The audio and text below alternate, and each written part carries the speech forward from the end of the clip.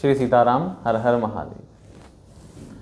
शिवरात्रि के व्रत को लेकर बहुत सारी समस्याएं, बहुत सारी भ्रांतियां समाज में फैली हुई। किस प्रकार से शिवरात्रि के व्रत को करें, क्या खाएं, क्या ना खाएं, क्या विशेष कार्य करें, क्या विशेष ध्यान हमें भगवान शिव की पूजा में रखना चाहिए, ये सारे प्रश्न सभी के रहते हैं। परंतु एक शास्त्रीय उपाय, शास्त्रीय इसका कारण कि क्या करना है क्या नहीं करना, वो किसी को नहीं पता। भगवत गीता में भगवान कृष्ण कहते हैं, तस्मात् शास्त्र प्रमाणन्ते कार्यो कार्य व्यवस्थितो। क्या करना है क्या नहीं करना, उसके लिए प्रमाण कौन होगा? शास्त्र। तो आज हमारे पास जो अग्नि पुराण और श्री शिव पुराण, इसके संदर्भ से जानेंगे कि किस प्रकार से भगवान शिव के इस पवित्र व्रत यानी शिवरात्रि व्रत को किस प्रकार से किया जाएगा, किस दिन किया जाएगा और उसमें क्या करने योग्य और क्या ना करने योग्य वाली बातें हैं। सबसे पहला हमारा प्रश्न ये है कि क्या खाएं या खाएं ना। इसके लिए श्री अग्नि पुराण के अंदर इसका प्रमाण हम लोगों को प्राप्त होता है। श्री अग्नि पुराण का 193वां उपाय अध्याय जो है, उसमें हमें देखने को मिलेगा कि शिवरात्रि का व्रत किस प्रकार से किया जाता है। श्री अग्निदेव कहते हैं, वशिष्ठ, अब मैं भोग और मोक्ष प्रदान करने वाले शिवरात्रि व्रत का वर्णन करता हूँ। एकाग्रचित्त से उसका श्रवण करो। फाल्गुन कृष्ण पक्ष की चतुर्दशी मनुष्य कामना रहित उपवास करे। व्रत करने वाला रात्रि को जागरण करे और यह कहे कि मैं चतुर्दशी को भोजन का परित्याग करके शिवरात्रि का व्रत करता हूँ। यानी कि भोजन का परित्याग, यानी कि बिना भोजन करे इस व्रत को करना है। आगे कह रहे हैं, मैं व्रत युक्त होकर रात्रि जागरण द्वारा भगवान शिव का पूजन करता हूँ। मैं भोग और मोक्ष प्रदान करने वाले शंकर का आवाहन करता हूँ। यानी कि अग्नि पुराण में यह सीधा कह दिया गया है कि व्यक्ति को किस प्रकार से करना है यह व्रत, भोजन का परित्याग करके। पर कभी किन्हीं परिस्थितियों के कारण हम इस प्रकार का व्रत नहीं कर सकते। सबसे पहले तो सर्वोत्तम पक्ष व्रत का ये होता है कि हम निराहार और निर्जला व्रत करें। सर्वोत्तम व्रत निर्जला व्रत है। निर्जला व्रत जिनसे ना हो सके वह उसके बाद जल पीकर व्रत करें।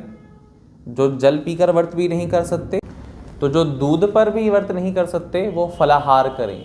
नाना प्रकार के जो फल या ऋतु के अनुकूल जो फल हैं, उनको खाकर भी इस व्रत को किया जा सकता है।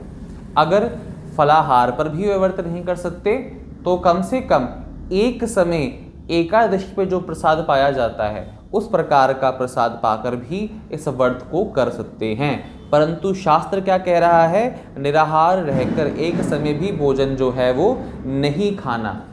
कई स्थान पे ये प्रचलित है कि दिन भर वह व्रत रखते हैं और उसके बाद संध्या काल में सूर्यास्त होने के बाद भोजन कर लेते हैं, प्रसाद ग्रहण कर लेते हैं। नहीं, इस तिथि का व्रत, शिवरात्रि का व्रत सूर्योदय से प्रारंभ होकर अगले दिन सूर्य उदय तक चलता है। यानी कि जिस प्रकार से हम एकादशी का उपवास करते हैं, एकादशी के दिन व्रत रखकर अगले दिन द्वादशी की तिथि पर पारण करते हैं, उसी प्रकार से शिवरात्रि का व्रत भी करना है। हो सके तो निर्जला व्रत करें, नहीं तो जिस प्रकार से अभी आपको बताया गया कि किस प्रकार का व्रत कर सकते हैं, उसके अनुसार इस व्रत को करना चाहिए। अगले क्रम में हम ये जान रहे हैं कि क्या चीज़ें नहीं करनी, क्योंकि हम लोग ये नहीं पता कर पाते कि आज व्रत है हमारा, हमें क्या करना चाहिए क्या नहीं करना चाहिए। उसके लिए भी शास्त्र प्रमाण है और इस शास्त्र प्रमाण के लिए हमारे पास श्री शिव पुराण है। उसके श्री रुद्र संहिता के अंदर ये वर्णन मिलता है कि हमें व्रत या उपवास के दिन क्या नहीं करना चाहिए। मनुस्मृति के अनुसार काल दोष का विचार करके ही दंतुवन करना या त्याग दें।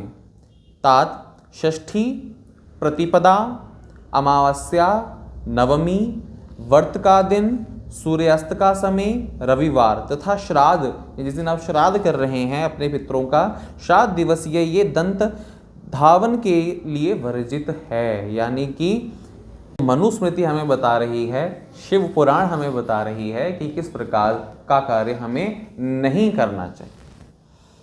तात षष्ठी, प्रतिपदा, अमावस्या, नवमी, व्रत का दिन, सूर्यास्त के समय, रविवार तथा श्राद्ध का दिवस, ये दंत धावन के लिए वर्जित है।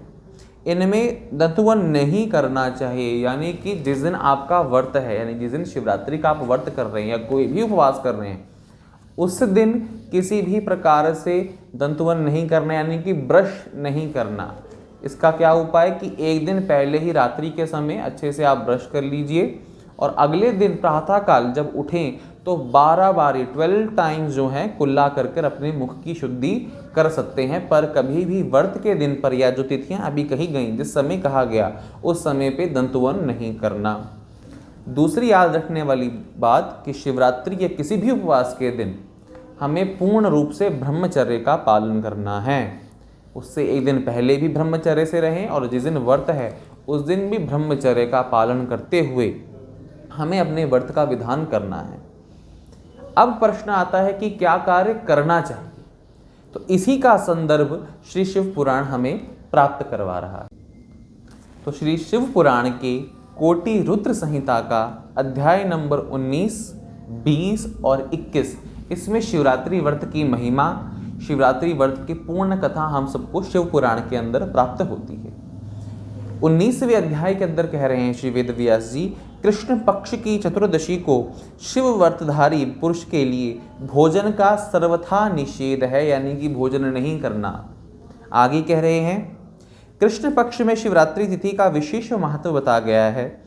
जिस दिन आधी रात के समय तक वह तिथि विद्यमान हो, उसी दिन उस व्रत के लिए ग्रहण करना चाहिए। शिवरात्रि करोड़ों हत्याओं के पाप का नाश करने वाली केशव, उस दिन सवेरे से लेकर जो कार्य करना आवश्यक हो उन्हें प्रसन्नता पूर्वक मैं तुम्हें बता रहा, तुम्हें ध्यान देकर सुनो।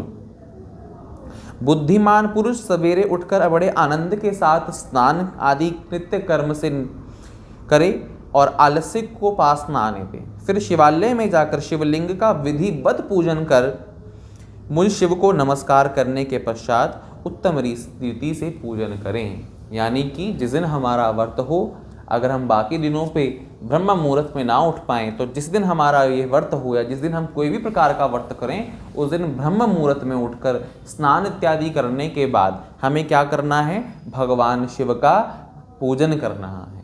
वह कार्य हम सभी करते हैं। शिवरात्रि के दिन भगवान शिव का पूजन करना, हो सके तो मंदिर में विधि विधान के द्वारा पूजन करें, नहीं तो अपने घर के अंदर भी भगवान श्री शिव का शिवलिंग स्थापित कर कर भगवान शिव का पूजन हम स्वयं कर सकते हैं।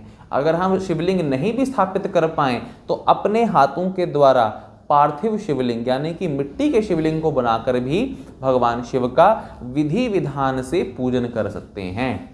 आगे इसका पूजन करने का पूर्ण विधान आपको डिस्क्रिप्शन बॉक्स में मिल जाएगा।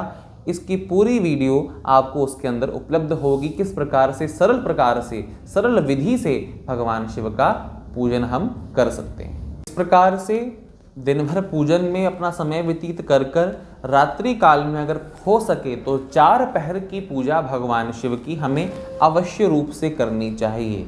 संध्या काल मान लीजिए शाम को 6 से लेके 9 बजे तक पहले प्रहर की पूजा, पहले याम का पूजन, उसके बाद 9 से लेकर 12 बजे के मध्य दूसरा पूजन, 12 से 3 के मध्य तीसरा पूजन और सुबह 3 से लेकर सुबह 6 बजे के मध्य जो पूजन है वह चौथा पूजन। यानी कि इस प्रकार से 4 पहर की पूजा जिनके द्वारा संभव हो सके वह इस प्रकार से पूजन करें और अगले दिन जब सूर्य उदय हो जाए पुनः स्नान कर कर भगवान शिव का पूजन करें और उसके बाद भगवान शिव को जो नैवेदित प्रसाद है उसको ग्रहण कर कर अपने व्रत को पूर्ण करें। इस प्रकार से मेरी मंगल कामना आप सभी के साथ है कि जो आपको विधि विधान बताया गया उसका पूर्ण पालन करने की पूरी कोशिश कीजिएगा और इस शिवरात्रि की आपको हार्दिक शुभकामनाएं। हर हर महादेव।